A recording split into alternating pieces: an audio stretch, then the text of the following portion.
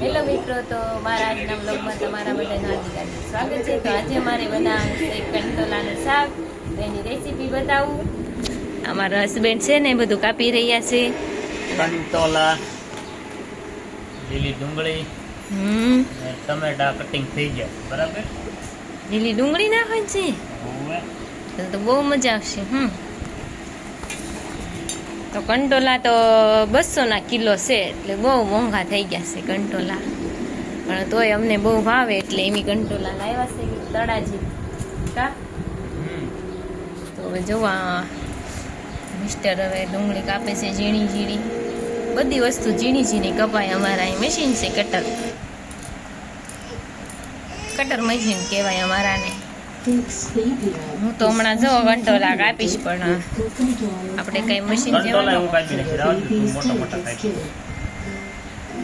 હું નાના નાના કાપીશ ભાઈ, મશીન જેવા, તમારા મશીન જેવા.